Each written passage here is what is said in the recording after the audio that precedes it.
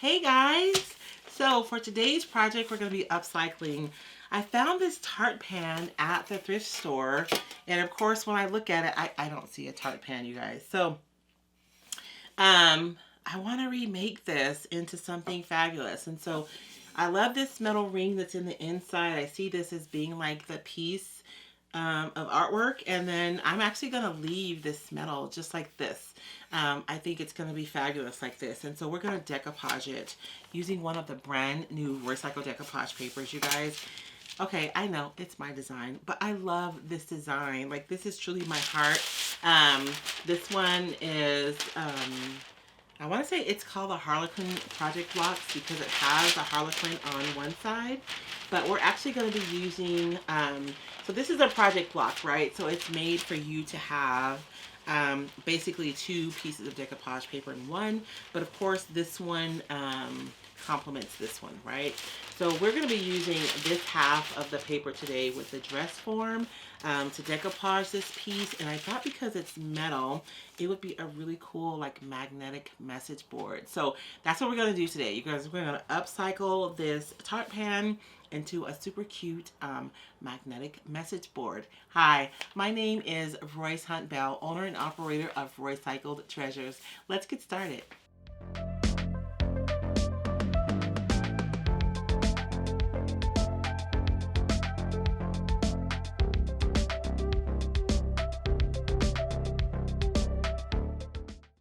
Now, before we can start with our actual decoupage, you guys, we're going to have to prep this piece. And because it's metal, so you guys know I generally always paint my surfaces white prior to decoupaging. So because this is metal, we're actually going to use white primer. I want to make sure that we don't have any issues with adhesion. And so the primer is really going to help us with that part. And because it's a white primer, it's also going to create a nice bright surface for us to decoupage on. So I'm just going to wipe this down really quickly with some alcohol wipes to make sure that the surface is really clean. And somebody's probably giving me the evil eye, but this pan, we can't cook with this pan anymore, you guys. It's just too far gone. So we're going to repurpose it and give it a new life as something different. I am curious, how many of you guys go to the thrift store and buy things to upcycle? That is like my favorite part of crafting, is being able to upcycle things that people like have basically giving away because they don't think it has value anymore. So let me dry this really quickly.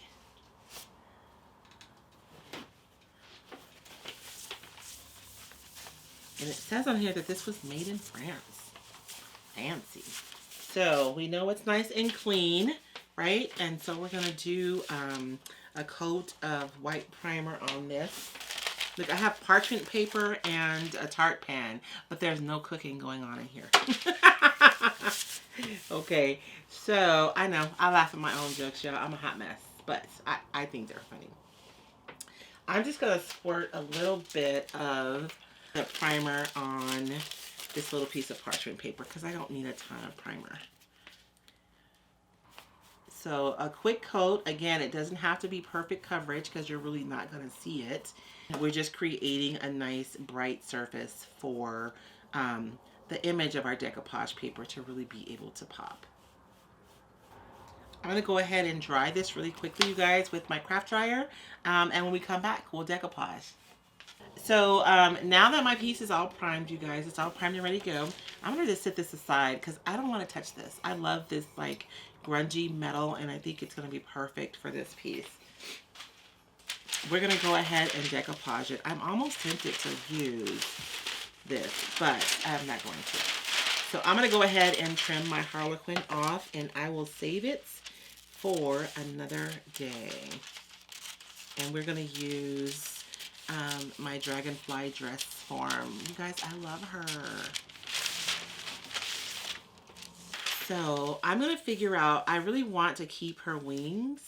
And I want to keep a good portion of her. So I'm going to figure out like the best placement to be able to do that. I want to keep enough of her so that we know like that it's a dress form. And I think that that's going to be perfect placement. So I'm going to go ahead and trim this. I'm going to trim it pretty close because I don't want to waste any of this paper. This gets decoupaged, and then you guys see this, it's like a little plaque right here. I want to add that over the top. So I'm going to fussy cut this out of this paper so that I can use it. And so I'm going to fussy cut it a little bit, but I want to maintain some of the shadows that are on this one. So I'm kind of leaving those on there. Okay, so you see that? Like, I want to be able to use that on this piece. I think maybe like right here would be really cool. Or should I use it at the top? Nope, right there. That's where it's gonna go. Okay, but let's get our first piece decoupaged first. So for today's decoupage, you guys, I'm using Wise Owl's 1 Hour Enamel. You can use any water-based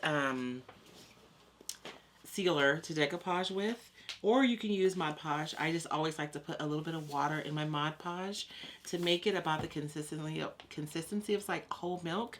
That way I don't get that really tacky, shiny texture with my decoupage. Because I'm being like so specific about how I want this to lay on this piece, and like I know exactly how I want it to be, I'm going to actually do what I like to call an anchor row over here on this side, so that once I get started, I don't have to worry about my paper like shifting and moving around. I have my little piece of saran wrap here, and I like to like make like a little pad almost with my saran wrap, and then I can use that to work out any wrinkles, and really just to make sure there's really good contact between my paper and the surface, so that there isn't any air or anything trapped underneath there that's going to cause wrinkling or bubbling. One more section. Now you guys, I'm going through this pretty quickly today, but if you want to learn like more about decoupage, or you're looking for like a really simple but like detailed tutorial, you can find my decoupage tutorial here. And I actually offer a decoupage bootcamp course where I go over all things decoupage, you guys. And my students who've taken the class really enjoyed it, and say that they learned a lot. So if you really want to know a lot about decoupage, you guys can, I'll put the link below for my decoupage bootcamp course. And so I have this decoupage now. I want to add this over the top, but if I just decoupage this here, when this light piece of paper gets wet, you're going to be able to see the dress form through it, which sometimes I don't mind when that happens, but in my mind's eye, I kind of know exactly what I want from this design, and that's not what I want. So I'm going to show you guys how you can layer your decoupage in a way that each of your layers can still maintain its uniqueness. So if I were to decoupage this directly on this, anything underneath is going to show through on the top of my paper. So I'm going to show you guys a super quick, easy trick to be able to decoupage on this so that I don't have to worry about that. So in order for me to be able to decoupage this and really have it still be standalone from the rest of the decoupage project, I'm going to show you guys a trick that I love to use. This is also a really good trick for getting rid of wrinkles. My friend Fiona from the UK showed me this trick a long time ago. You guys, it was one of my first lives. It was a red hot mess. I was in the living room working on my lap, but it was so much fun. And we did a double live back in the day when Facebook used to let you do a double live. So I have this piece of plastic, and you guys notice that this is not saran wrap. You want to use the kind of plastic that comes, you know how when you buy a product and it comes like in the kind of a stiff plastic? That's the kind of plastic that you want to use for this process. If I use saran wrap, my paper would just, my saran wrap will just wrinkle with my paper, right? So I'll end up with a hot wrinkled mess, which if you were trying to like make texture, that would be kind of cool. But that's not what we're doing today. So I'm gonna take my misting spray bottle and I'm gonna spray my plastic. And I mean, I'm spraying it. It's not soaking wet, but it's pretty wet. So I'm gonna put my paper down, face down on my plastic. And the water is actually going to make the paper or the tissue paper stick to the plastic. And so that's what I want. I want it to stick there. And because it's getting wet on the plastic, I can stretch it out now.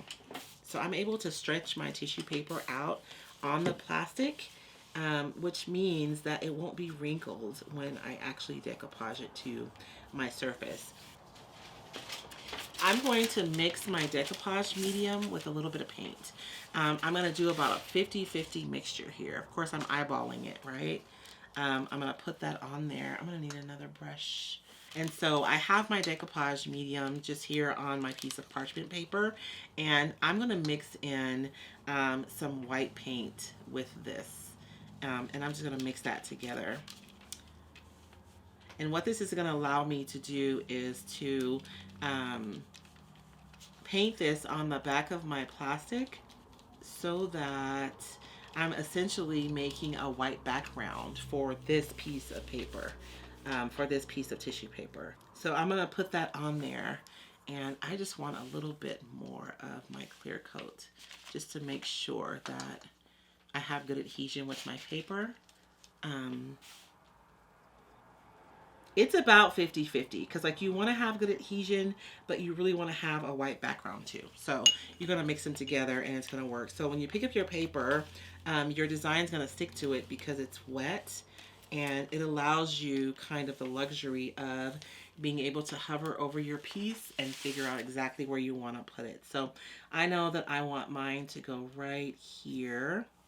And so I'm just going to rub it on there.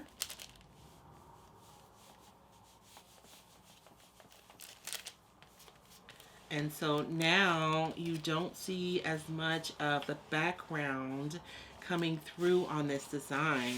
It actually stands on its own. And if you ever do this process, you will see that it really does make a really big difference.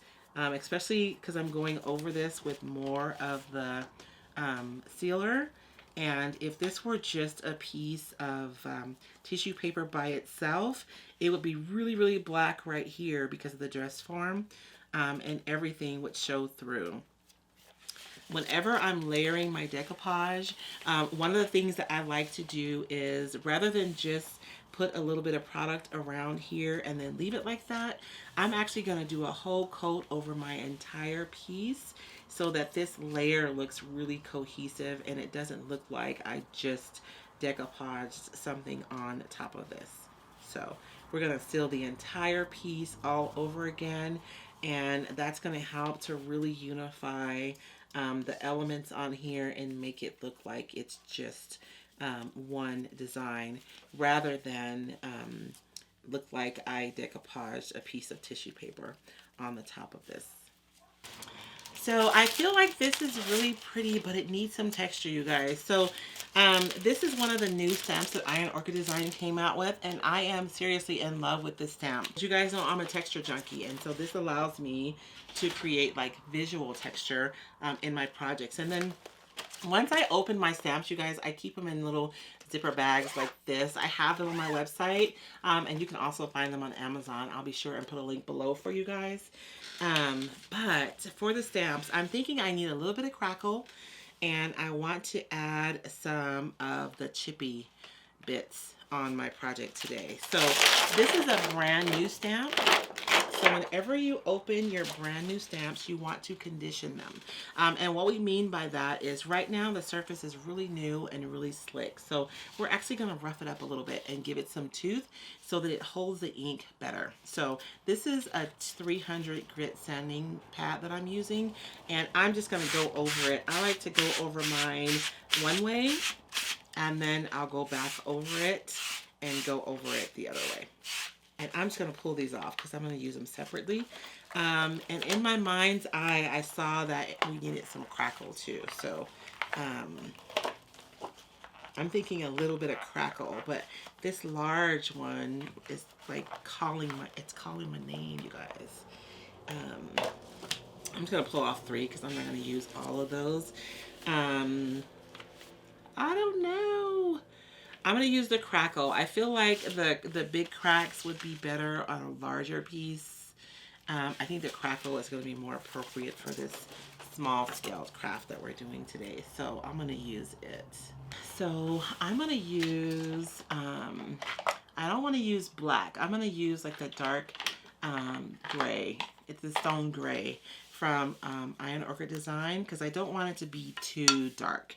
So this one's like almost black. So we're gonna use that. And for the crackle, when I'm using my cracklier, I like for it to look really organic. So I'm just gonna go over it like this and, you know, put the ink on there. And then I'm just gonna kind of lay it down haphazardly where I want the crackle to be. So I'm thinking like right here, there's some crackle and maybe some crackle over here a little bit. That is just so yummy, that texture on there. And honestly, I would have liked for it to be a little bit more subtle than that, but it's okay. I think we're okay. So that's just the way, so visually, right, I'm able to add texture to that piece. And then for these, I really want to use them around the edges. I said I was going to trim this. Let's trim it. So now that it's trimmed, I know exactly where I want to put the placement of my chippy. So this is like chippy paint, and I thought this would look really cool around like the edges of this piece. And when you're using your stamps, when you put them down, you want to make sure that you don't shift it once it's down. Whoops. So, and I don't want it to be consistent, right? Because I don't want to look like I went around it with a stamp. And so that's why you have, how many times can I say and so, right? That's why you have so many stamps. You actually get 4 of the chippy paint stamps because each of them are different. So you're able to really create a look that looks random by using them. And so that's just going to be a little bit of texture on there. Sometimes it's the small details that makes a piece look extra special. I'm going to shoot this with my dryer real quick, and then we can seal this and finish assembling our project. So I keep looking at my project, you guys, and I feel like I'm missing something, and I think I know what it is. In the original design, there's like a lot of warm tones and a lot of grunge, but because I've cut this out of the middle, I've kind of cut all that out. So we're gonna cheat. We're gonna cheat. I have some Tim Holtz Distressed ink here. I think this Rusty Hinge, that's a little orange. Let me see. It may be exactly what I need to kind of do what I want to with this piece. I'm going to use a little bit of the Rusty Hinge. It's more orange than the other one, but we're going to see, because if I don't like it, I can always go back in and tone it down with a different color. But what I'm going to do is just go over my edges with this. Oh, see, that already makes me feel better, you guys. Whenever I pull out my paper craft supplies, some of my people are already like, oh, I need to pull out my paper craft supplies. I don't segregate my supplies, you guys. I just use whatever works. I don't care what they made it for. Right? Like, I don't care why they made it. I just want to use what works. And so I love using the inks on my projects. Look at that. Doesn't that just warm that up so much more? That's what I was missing. That's what I was missing. What do you guys think? That looks so much better, right? Just a little bit more. I don't want to go overboard. But I do think I need to balance that out a little bit. So I'll just put a little bit here and a little bit down here. and just pounce those out a little bit so they look a little faded. And I think that that is perfect. So a little bit more warmth added to that is like exactly what it needed. So I'm going to go ahead and dry this, and then we'll seal it, and then we will assemble our piece. I really do want to assemble it, but you know, I have to be satisfied with this part before we put everything back together. This is why my shop is always a mess, you guys. It's because I'm just using all the things all the time. Oh, should I do a spray stain? Oh my gosh, just a little bit. I'm gonna leave that. We'll do just a little bit of a splatter on there. I cannot seal this today, you guys, because my Tim Holtz ink is still moving when I try to seal it. The ILD ink is set in place, but the Tim Holtz isn't. So I may have to spray this. I may have to spray seal this. But I did want to talk to you guys about magnets. So I am going to, let me turn on my glue gun so that I can assemble this, meaning I'm just going to glue this into the ring so that it doesn't come off. But I thought it would be fun to show you guys options for magnets. So I actually made this one using Iron Orchid Designs' new cameo mold, and I just think it's such an appropriate magnet for this specific project, right? So I can just glue my magnet onto the back of here, and then I have like a little magnet messaging board that I could use to leave notes on. This one is from the frames mold. That would be appropriate, especially for this aesthetic in particular. But I could also use like my butterflies or any of my molds, right, to be able to just glue a simple craft magnet to the back of it. And then I'm able to have like this little super cute memo board. But thank you guys so much for joining me today. If you enjoyed today's tutorial, you guys, be sure and subscribe. If you hit the bell, you'll actually get an alert whenever we upload a new video. We generally upload videos every week. If you guys are looking for any of the products that we have that I use today, you can find most of them on my website at roycycled.com. If you're looking for the Roycycled Decoupage Paper, I don't like to compete with my retailers, so I don't sell directly. But if you go to roycycled.com, you can find a retailer near you. If you don't have a retailer near you, reach out to the one closest to you. 99% of my retailers will ship. I think that's it, you guys.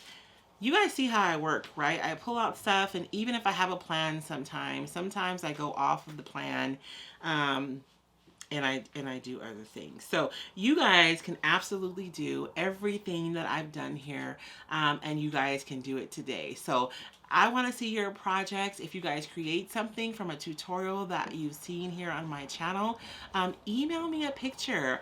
You can email us at contactus@roycycled.com. I'd love to see your projects and share them here on the channel. Thank you so much for watching. We'll see you guys next time.